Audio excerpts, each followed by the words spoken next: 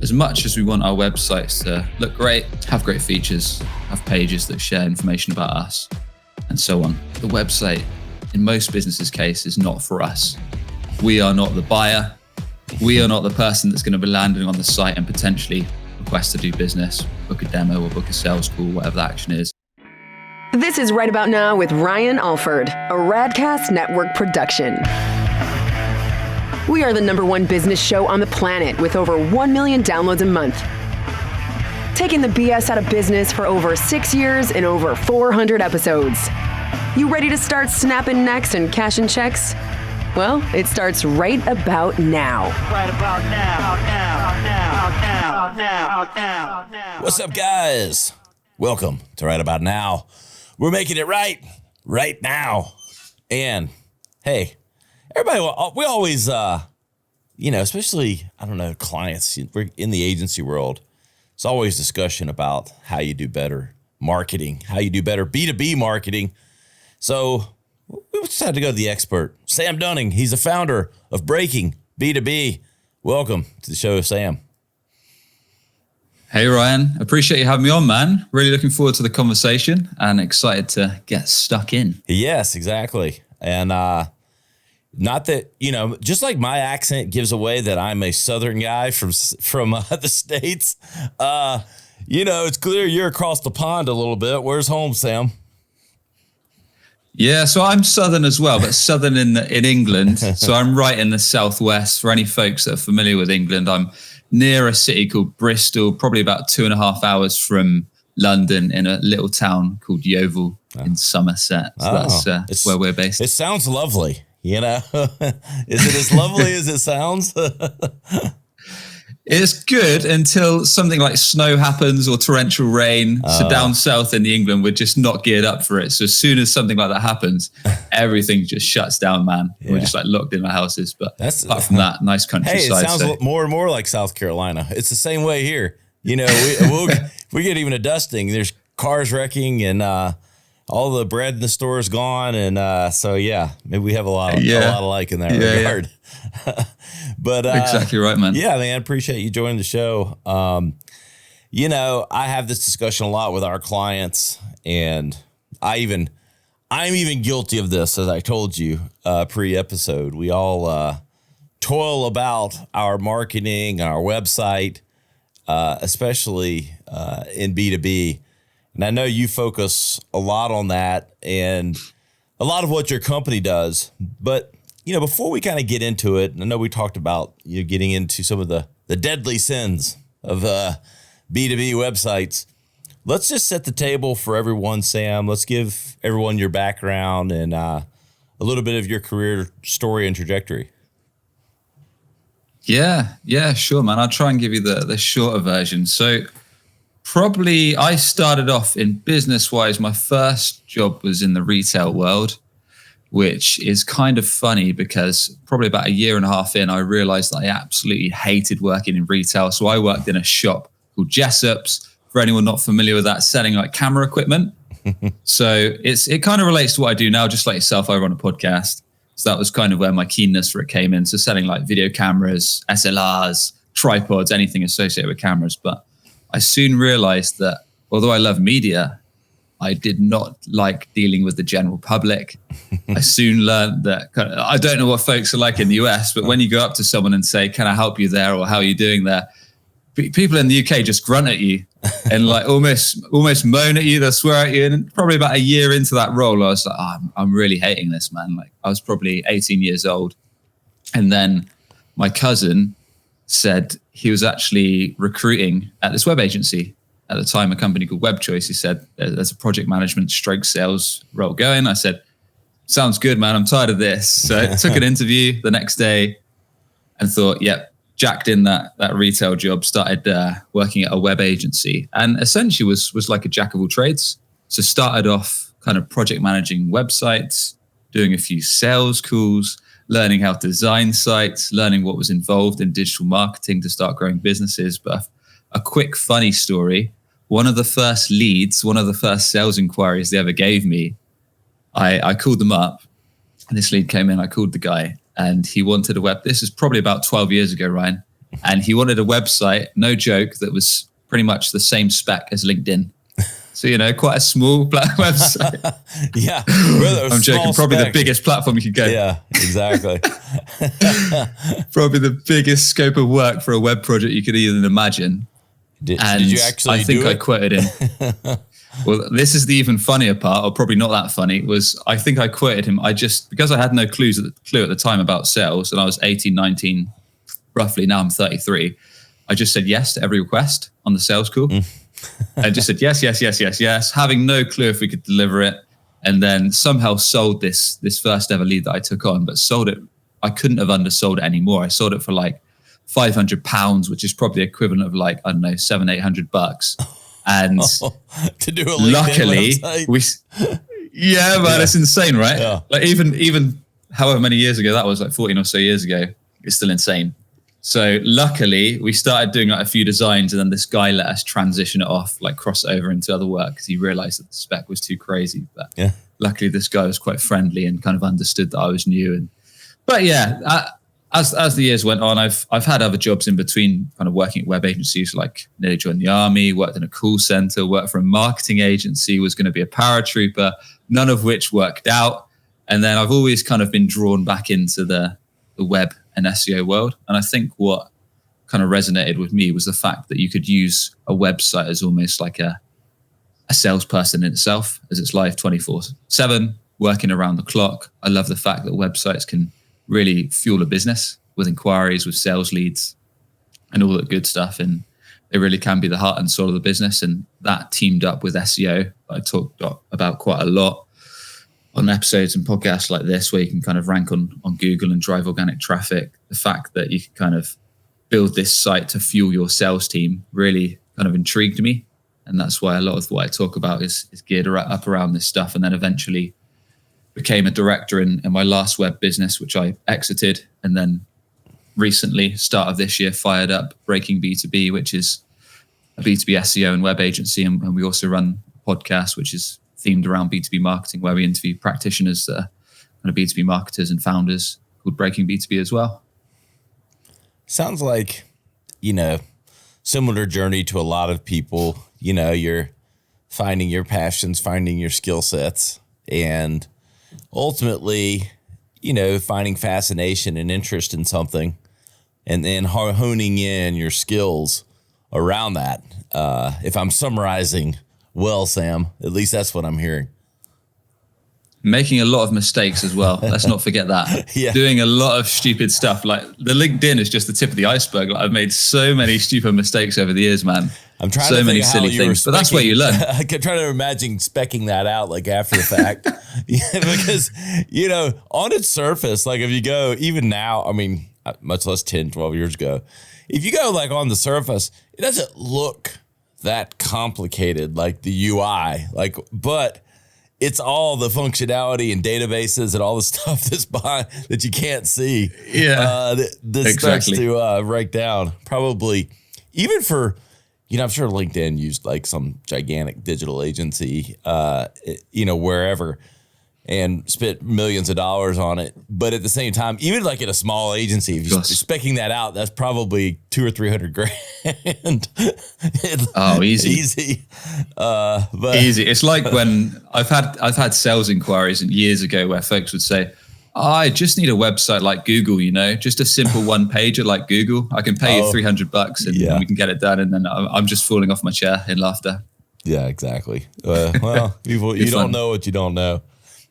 Turning to the B2B side, it is fascinating that, you have this both quandary and opportunity with websites that you want it to look great. You want to be proud of it. You want this aesthetic that, has been the historical perspective of your brand and all those things. Well, in reality, you have this great opportunity, like you said, to deliver a sales funnel and leads if you can get out of your own way. And I think even today, working with particularly medium to larger companies, and maybe even small companies. I mean, it just depends on who's in charge and what their aesthetics are. But I think there's, even today, the battle that happens with what it looks like versus what it does. How do you approach that? And is that still a common refrain that you hear? Yeah, what it looks like versus what it does. So I think, if I may, there's a mistake that a lot of folks make with their website. And one of the biggest killers of website performance is ego. So to dive into that a bit deeper, what I mean by, and that could be if you're running a small business that you're the founder and you're doing all the work on your website yourself, or maybe you're getting a contractor. Maybe you're a larger organization and you've got a marketing team that are going to be delivering it. You've got a team of execs that are going to be delivering it. But what you've got to realize is, as much as we want our websites to look great, have great features, have pages that share information about us, and so on, the website, in most businesses' case, is not for us. We are not the buyer.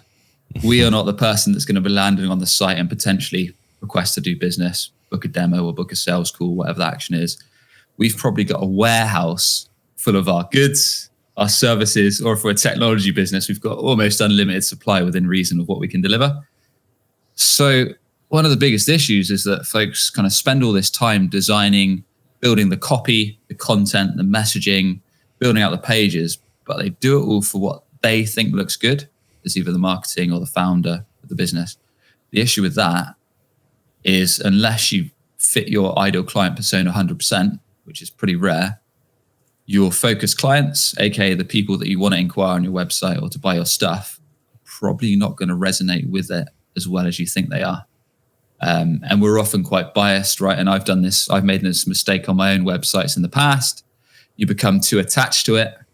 You start using copy and text like on your website headlines, like award-winning, best in class, we've been in business 100 years and all this kind of stuff, which we think in theory is going to work.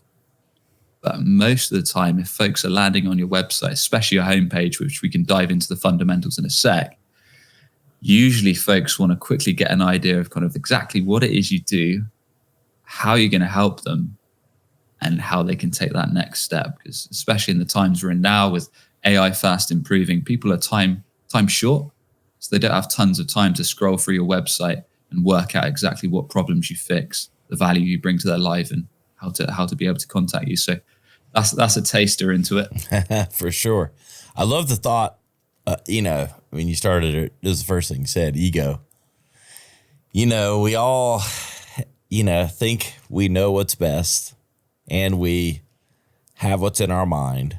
And a lot of times that's serving, like you said, ourselves instead of our audience, instead of our target. Because I know it reminds me a lot of like discussions I've had over the years with, marketing executives and clients, and like having to tell them that, the bragging stuff, the speed, the feeds, the stuff that you're so proud of, about your product, about your service, about what you do. You're so proud of it, but it doesn't translate to necessarily solving an issue or a problem for your client. And that sounds very much like the discussion we're talking about now when framing up, especially the key positioning on the homepage, right? Yeah, you're exactly right. And these issues, like you mentioned there, Ryan, they're not just appropriate for your website. They're appropriate for marketing in general. Yeah. Like, these are fundamentals, right? When you're building marketing assets, be that website content, website messaging headlines, be that ad headlines, whether it's for Google ads, whether it's for LinkedIn ads, Facebook ads, etc., whether it's other marketing collateral, you've got to put yourself in the shoes of your focus clients, the people that you want to stop in their tracks, attract, grab their attention, and then point them to take an action, whether that's to learn more, book a demo, check out your case studies, whatever. So one of the biggest things that you want to do, like at the very start of a website exercise, is actually spend some time, whether that's yourself as the founder or with your team and kind of really get down to basics. Like, what exactly do we want to get out of this website? Because I think that's just an exercise that people don't do. They get into the design, they get into the exciting stuff, but they skip out the fundamentals. So in B2B, like most B2B companies, most folks that I've interviewed, maybe 350 or so marketing execs on breaking B2B. And from my experience, typically what they want to see on a B2B website is a quick idea of kind of what you do or the problem you fix and how you help. They want to see some proof of results. So that could be case studies, testimonials, review videos, accreditations, walkthroughs, etc. They want to see some kind of proof of your offer in action. So if you're like a technology or software business, maybe it's a demo before trial. They usually want to see how much it costs. So some kind of indicative area of pricing, whether that's ballpark figures, starting ranges, or packages. They want to get their questions answered. So maybe you've got FAQ sections on relevant pages that address those key questions that come up in sales calls. And then they want an easy route to speak to sales. So maybe that's weaving in a Calendly or similar, so someone can book time directly on a sales rep's calendar, or using a tool like Revenue Hero, which is similar to Calendly, or a simple to fill out form or book a call, whatever that is. So that's usually kind of the fundamentals of what people want out of B2B site. But one tip that you can do is, if you really want your website to resonate with these target clients that you actually want to buy your stuff and generate leads for on your website, this is something that's skipped by a lot of websites, and it's understandable because it takes a bit of time, is customer research. So what I'm saying here is basically interviewing anywhere between, if you can, 5 to 10 recently signed or recently onboarded clients, or if you don't have access to that as a new business, maybe folks that fit your target persona, like the people that you want to go after. And you may have to offer them something like a free consult or something perhaps that's kind of a free low ticket item you can provide. But from these people, you can get golden nuggets, which is really going to make sure your messaging, your headlines, your content resonate, because these are the people you want to attract and convert. This is where you can ask them things like, if it's a recently onboarded customer, what was the frustrating problem that kind of tipped you over the edge, was becoming so annoying that stopped you in your tracks, that kind of made you decide that it's time to fix it and reach out to a company like ours? And that's going to be really impactful for your headline. Something like that is useful to know. What do you care about seeing on vendors in our sector, in our industry's website? Like, what are the main things you quickly want to learn, see, and take action upon? Again, these are golden nuggets because it's actually going to give you spill the tea on what people actually care about seeing on your site. How do we stack up, in your opinion, to other agencies or other companies or other similar businesses in our sector? And if you have got an existing website, you can ask questions around, what do you feel is missing on our current website? So that can give you some real insights. Like, they might say, we don't have a pricing page, or your case studies are quite thin, or I couldn't really understand exactly what it is you do, or it's quite difficult to contact you. So my point here is, you're doing these 5 to 10 interviews using a transcript tool, maybe like Otter or similar, so you can kind of dissect the notes after each call on Zoom. And then from there, you want to look for patterns. Once you do 5 to 10 interviews, you'll see patterns in people's responses. You'll see common things that come up, like it might be, this is the juicy problem we fix. This is the main outcome people want as a result of working with us. For clients that we've already worked with, this was the main outcome we actually brought to them. Okay, excellent. We can use this problem and this solution in maybe our website headline, i.e. we do X that fixes Y, as our headline. And you'll get all this juicy intel that's going to basically mean that you're not designing and building your website on guesswork. You're building your pages, your content, your messaging, and more based on what real potential clients or existing clients care about learning, seeing, and doing. So that's one of the vital steps. It takes a little bit of research work, but if you're a kind of growing organization, it's something that's going to be worth its weight in gold.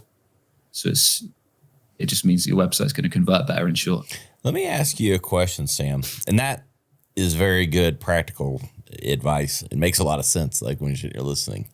You know, the only thing when I think about that, and I think about and I know we're talking B2B and it's different, but so I just want to talk historically. Consumers don't always tell the truth. Whether they're, it's kind of like if Steve Jobs would have asked consumers if they wanted the iPhone, or if they wanted an iPod, or an iPad, if you would have asked them, and I know that's a transcending category. So, but at the same time, it's like, when do you know your constituents, your consumers, do they really know how to frame and tell you what they want and what they need? Have you ever come across where you felt like, you've been doing that research and you're like, I know what they're trying to tell me, but I don't know if they're quite distilling it to what really is valuable. Yeah. So there's a few elements to this. So I'm not a customer research expert, but we've interviewed a few on Breaking B2B podcasts. So you've asked a great question there. And one thing you want to be careful with is who you interview. So you don't want to interview folks that are biased towards you. So that could be long-term customers because they like and trust you already. And they're probably just going to say anything that pleases you. Yeah. So if you interview like your cousin, your auntie that you've built stuff for, or likewise, maybe customers that have been with you months or years, don't interview them. Like, they're too biased. You want to interview folks that you've only just onboarded because they don't know that much about you really. Yep. Or prospects that are maybe even a bit cold, that just fit that kind of profile, the type of business, the sector, the turnover that you're going after. And the reason we want to do kind of 5 to 10 or so interviews is so we're not biased. So we're looking for those patterns and what people say, and you've got to dig in.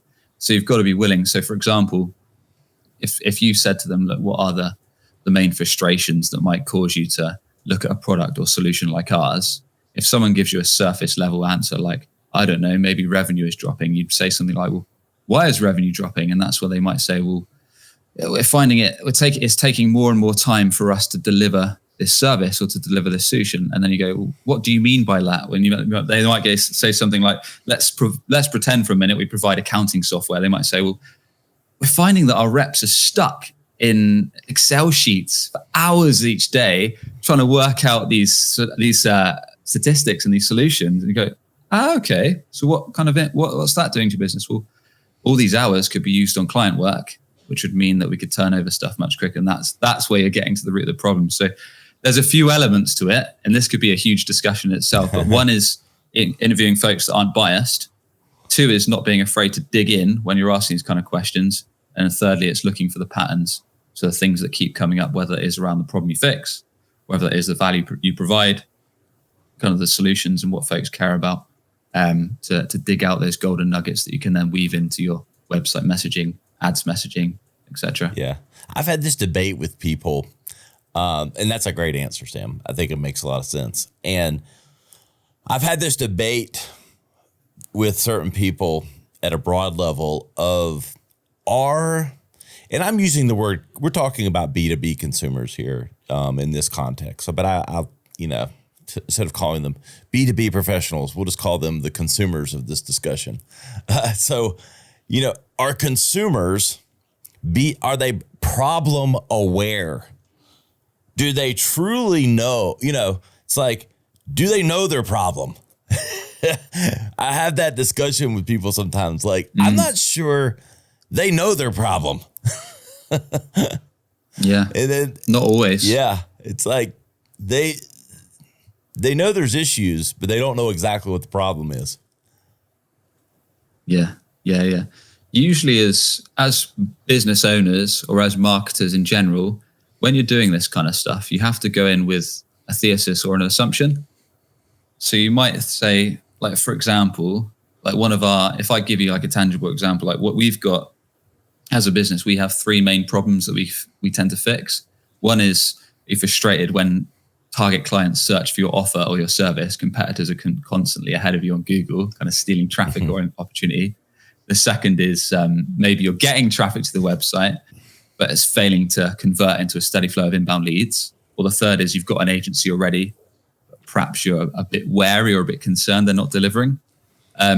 So that was the 3 problem statements that I refined over time, but I didn't use those straight away. In my case, I put them to the test. So I'd grab this intel from customer research, but then I thought, wait, let's test this out. So I did cold outreach using it, cold email. I did cold calls myself to my target market, to VPs of marketing, CMOs, marketing officers, demand generation folks at kind of high-level B2B companies, and see if it resonate. I put posts out on LinkedIn with these kind of problem statements and then weaving in stories to see if it resonates. So a big part of not just website design and messaging, but marketing in general is going in with assumptions or ideas and then running experiments to see if they actually resonate with your target market. Some will, fine, keep them rolling. Some you might test on ads, for example, for, I don't know, a couple months, maybe less, and then they flop. So great, I've learned that doesn't work. Let's move on to the next test. Was there anything in that exercise that surprised you? Like, was there maybe a hypothesis that you would just absolutely have thought to be true that just proved otherwise? Well, I mean, I've fallen flat on my backside many times with things. Not so much with that, because I had gathered that with kind of interviews that I'd done over so much time on my podcast and stuff like that. So I was pretty sure. But when I first started, for example, when I first started selling websites and SEO and stuff like that, I used to think that the only way that I could do that was to wow potential clients. So I thought that, as in my case as a founder selling, that it was my responsibility to just knock the socks off people straight away. And before they could kind of get a word in edgeways, I should say things like, well, we've been in business 10 years. We've won all these awards. I've got all these case studies. I've done all this stuff, which there's a time and a place for that. Mm-hmm. But as you probably know, if it's the first time speaking to someone on a sales call, usually you do a bit of a discovery. So after you've done the pleasantries, you say, well, what are you doing in business right now? Like, what's working?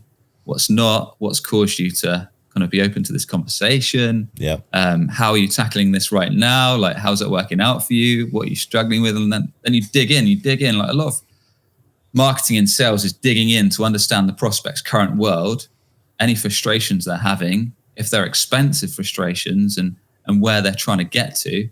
Like, a great book in this is Gap Selling by a chap called Keenan. Like, that told me a lot of this kind of stuff, working out the size of the gap and if it's something you want to do. But yeah, that just gives you one example. Like, I used to think that you had to wow people all the time, and really it's more about understanding and resonating with folks compared to just trying to kind of make yourself sound really cool. Which links back to the website. I'll distill that. It's about them and not you. That says it in a lot fewer words. Thank you. Yes. Talking with Sam Dunning. He's the founder of Breaking B2B.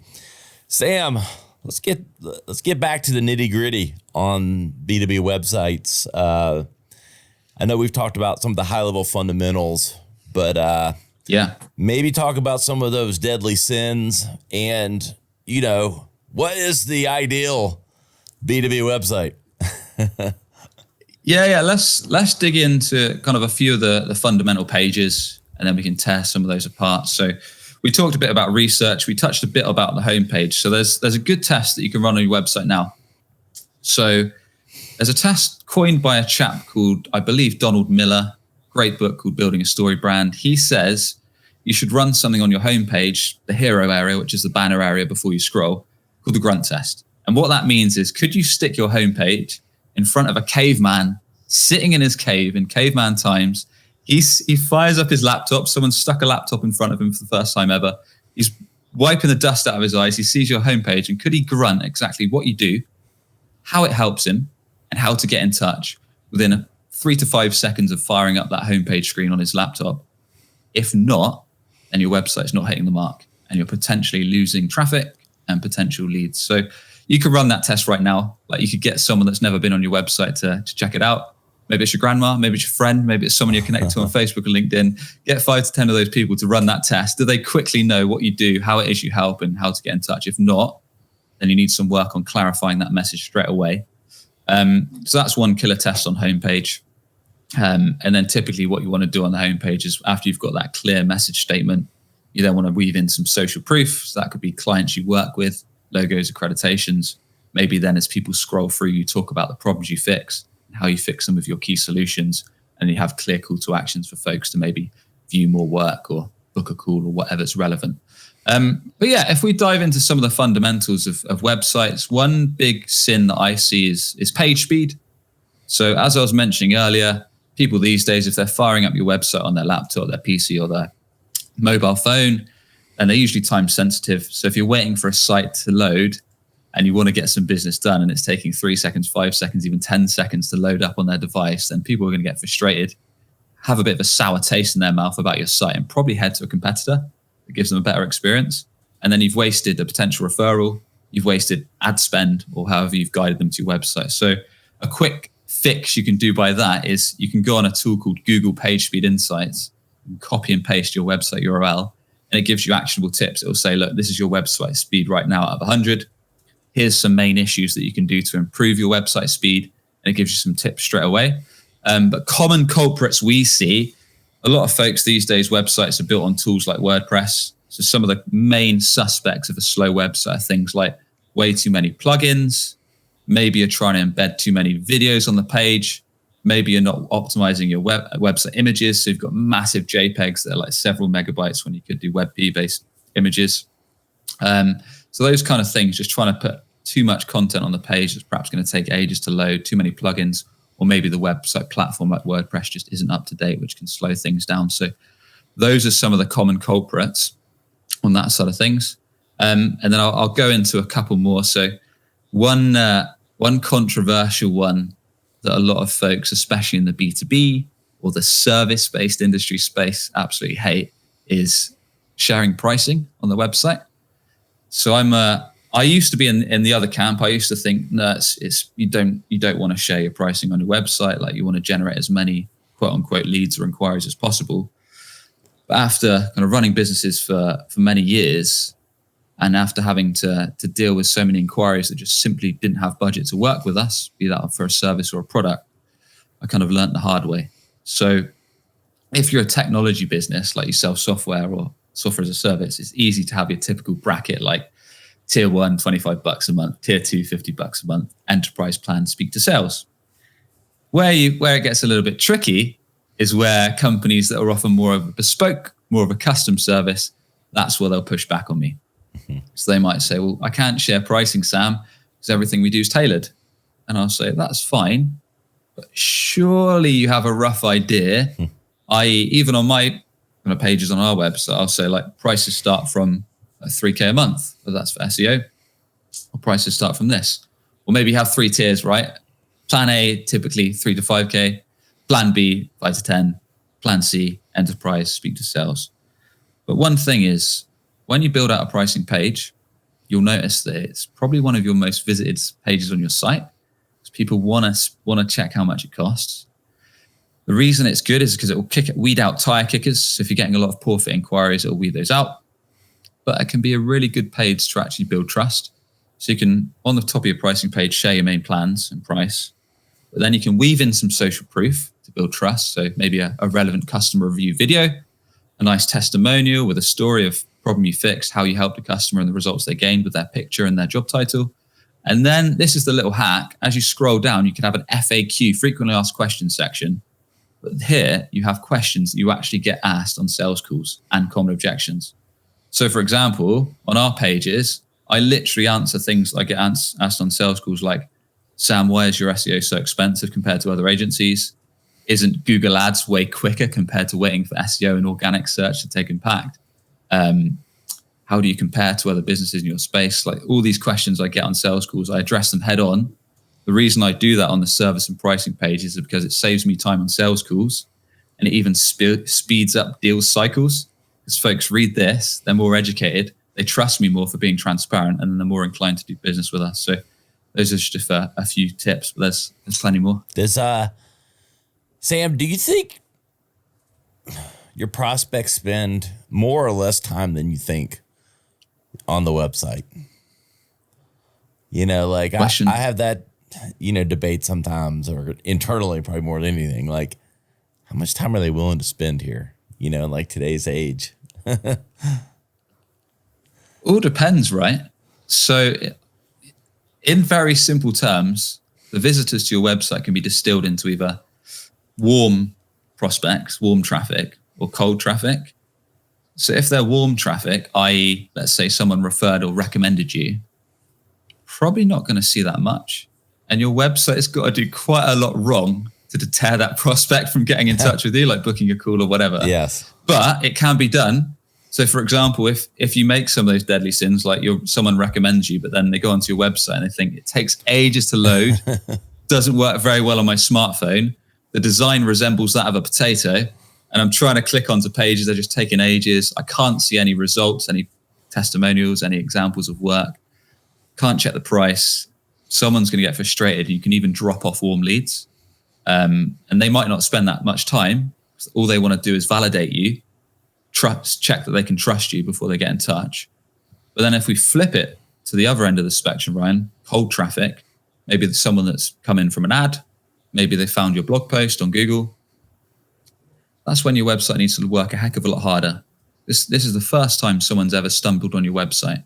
They might be reading an article, they might have found a service page. Straight away, you've got to give a good first impression. Again, the design's got to resonate, messaging's got to resonate, like we talked about earlier with the research. It's got to load nice and quickly. It's got to give them the information they're looking for quickly. If you're selling a high ticket service that's several £1,000s or dollars, then they're probably not going to necessarily inquire with you on the first time of visiting your website ever. They might flick around a few pages. They might check out your results, your case studies, your price. They might look at some FAQs, but then they might hop off your website. So they might spend a couple minutes, and that's where you might want to consider doing something like retargeting.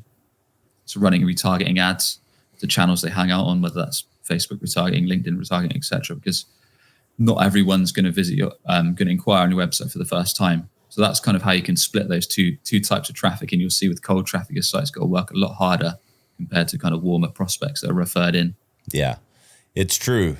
And, depending on where your traffic sources are, might guide some of those decisions. If you feel like, if you're driving a lot of cold traffic, then, you have one. And it does bring up the, how many masters are we serving? I'm sure you get into this. So there's a lot of businesses that if you're selling one thing, it's sort of an easy, there's the right way to do it. And there's, you're driving leads. I'm sure you get into discussions, maybe companies that come to you that are more complex, tons of departments, tons of services and those kind of things. How does the process work?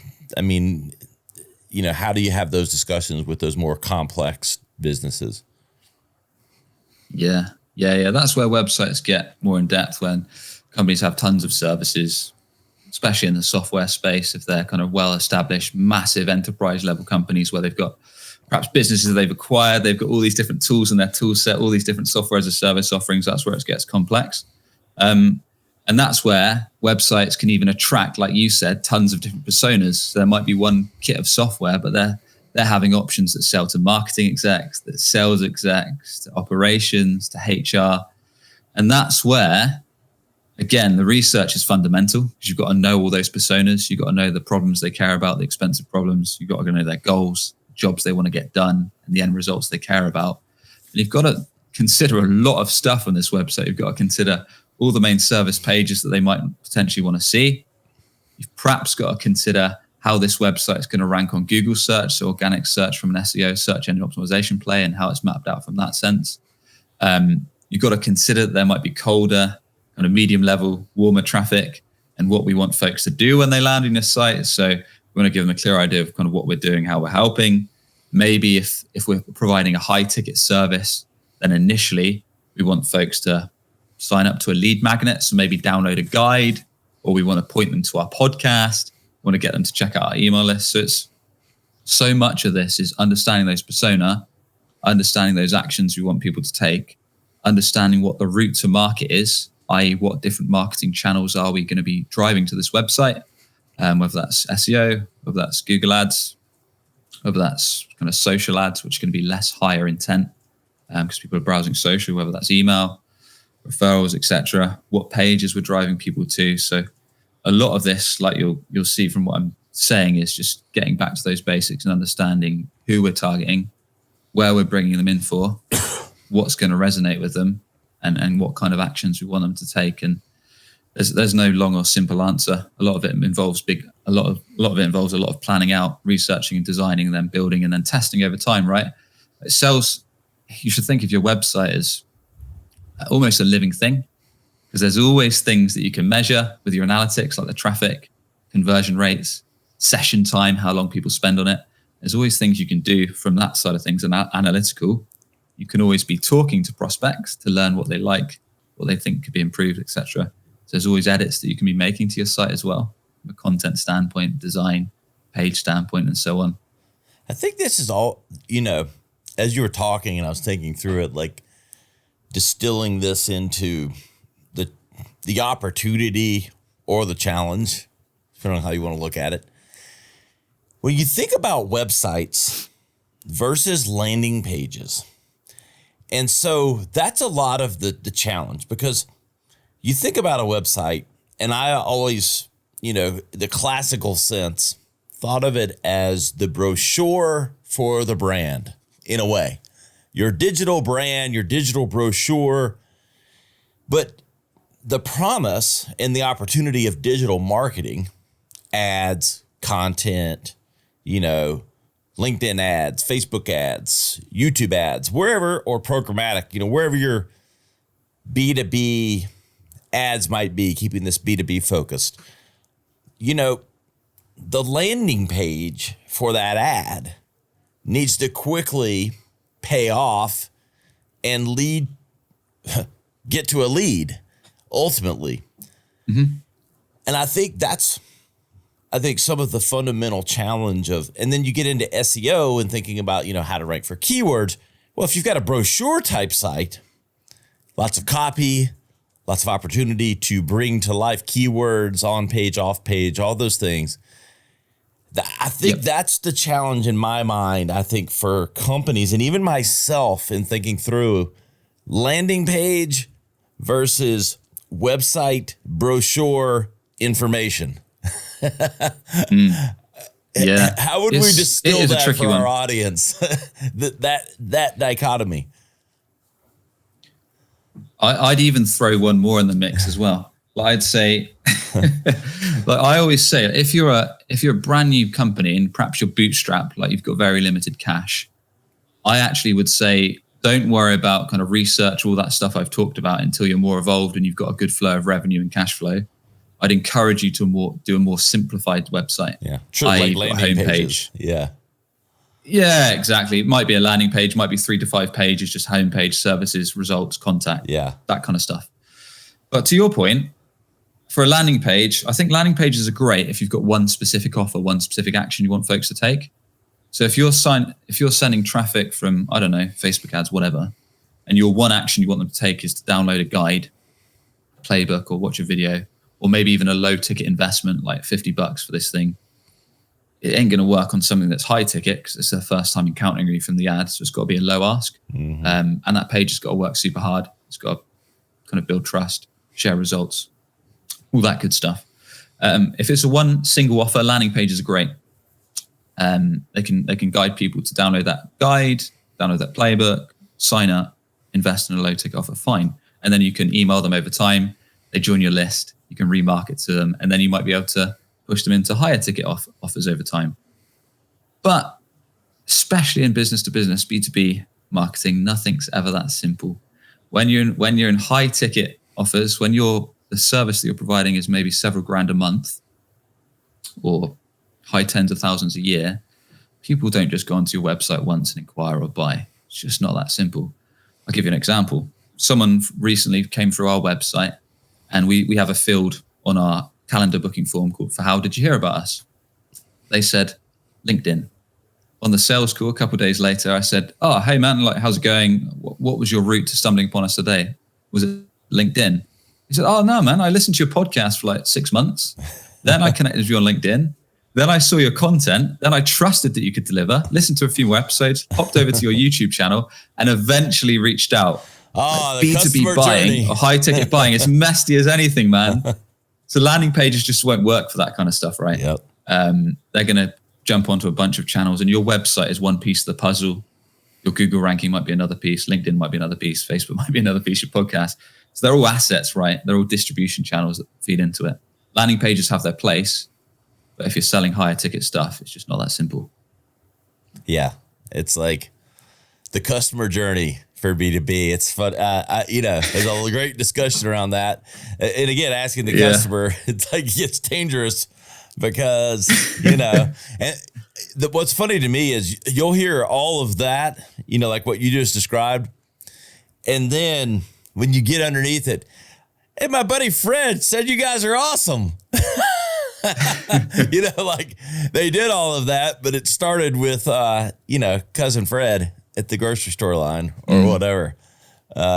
There's always attributing sales is a funny thing. Yeah, exactly. That's where some of the biggest marketers I've worked with before, they're like, if you ask them, is your marketing working? Absolutely. I know where exactly 50% of it works. It's always that other 50% that keeps them up at night. It is. It all works. It's very difficult. It's just you don't always know the path that they're going to find it. That's it. You can never know 100%. I mean, you'll notice a lot of what I talk about is involving your clients, your customers, getting regular feedback loops from them. But using the tools, so with websites, you've got tools like Google Analytics and various other tools that can tell you like someone converted or they inquired on this channel, or the website's picking up traffic from various channels like Google Ads, organic search, Facebook ads, email, whatever.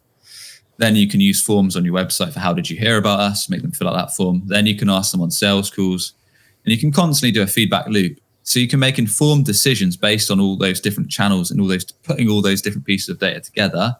Can you be 100% sure? God, no. You've got to constantly evaluate it because, like I say, the buying journey is so messy. Yes. Sam, as we close out here, any final tips, tricks, or things that you counsel people on? Yeah, I mean, to summarize what we've discussed, I mean, your website can quite literally be your very best or be your very worst salesperson, depending on how you research, design, build, update, and market it. So in most companies' case, they want it to be their best. So don't neglect it. Even if 90% of your business is word of mouth or referrals, like we touched on earlier, those folks are probably still checking your website, and you don't know what you don't know. So you're not going to know about a lead that you missed. You're just going to miss it.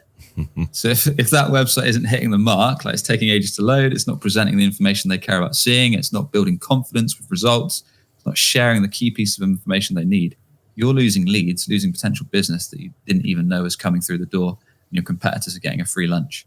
So that's what I'd urge you to consider. I love it. Good advice. Though you don't know what you're missing out on. That's the scary thing. You don't know how many people are dropping off if they're not getting to the bottom of at least the form fill or something like that. Nothing worse than that. Yeah. Sam, where can everybody learn more about what you got going on and everything you're doing with Breaking B2B? Appreciate it, man. So yeah, by all means, connect on me on LinkedIn. My name's Sam Dunning. I share the daily tips around website SEO and more. I run the podcast, which is called Breaking B2B, where we interview marketing practitioners, or I also run solo episodes each week with stories, ideas, case studies, B2B marketing. Or lastly, if you're perhaps a little frustrated that every time target clients search for what you do on Google, your competitors are above you, stealing traffic and inbounds, or maybe you've got a decent site already, but it's just not converting a steady flow of sales leads for your team, then happy to discuss and see if we can help you. It's breakingb2b.com. Awesome. Thank you so much for coming on, Sam, and I look forward to further partnership and discussions. Got a lot to share. Appreciate it, man. Hey, guys, you know where to find us, ryanisright.com. Find all the highlight clips and the full episodes and the show notes where you can get the details to Sam's info and all things breaking B2B. You know where I'm at Ryan Alford on all the social media platforms. We'll see you next time on Right About Now. This has been Right About Now with Ryan Alford, a Radcast Network production. Visit ryanisright.com for full audio and video versions of the show, or to inquire about sponsorship opportunities. Thanks for listening.